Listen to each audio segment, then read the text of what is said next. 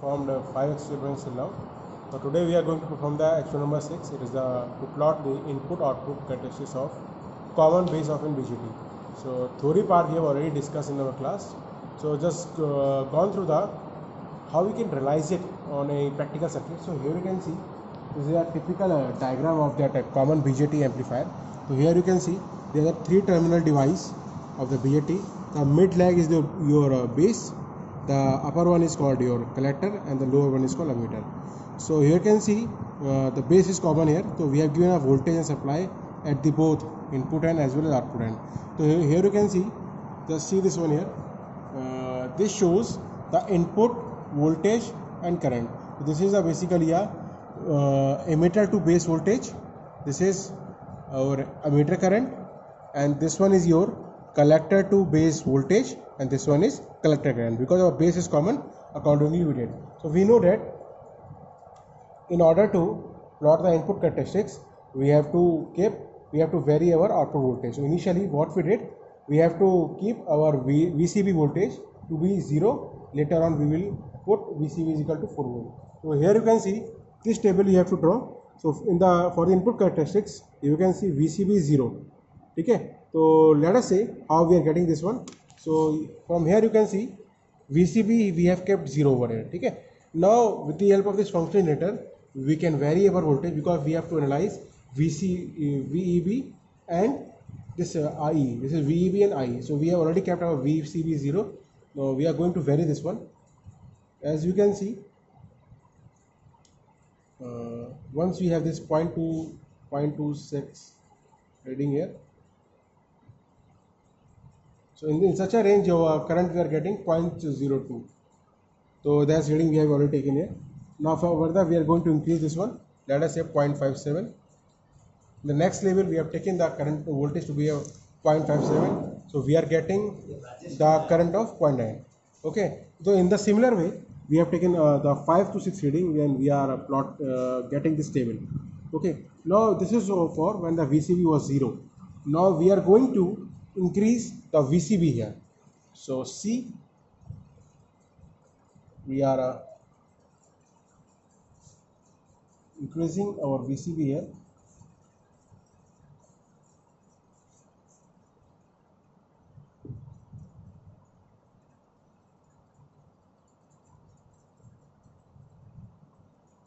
Here you can see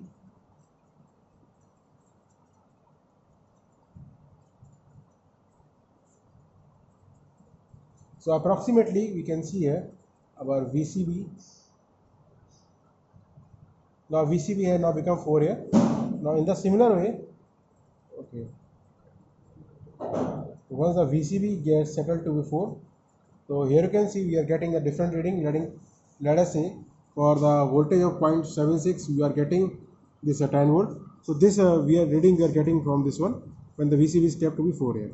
So this is the reading for the input characteristics. Now in the similar way, now we will do the output characteristics. So for the output characteristics you can see we have to keep IA 0, because we have to vary the input part. So initially we did IA is to be 0. So here you can see by adjusting all these things we have kept, you can see this is your emitter current here. This is approximately equal to 0 here. Okay. Now further what we can do from here, what I am doing, I am increasing the VCB here. So here you can see on increasing the VCB, so you are getting some voltage that is 0.6, but still the collector current is 0, because you know that this collector current is depending upon the emitter current. That is IC is equal to alpha I.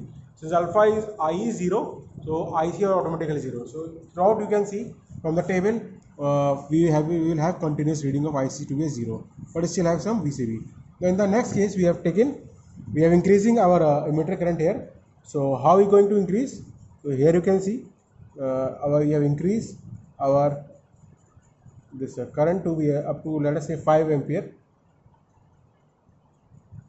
So here you can see that 1 milliampere.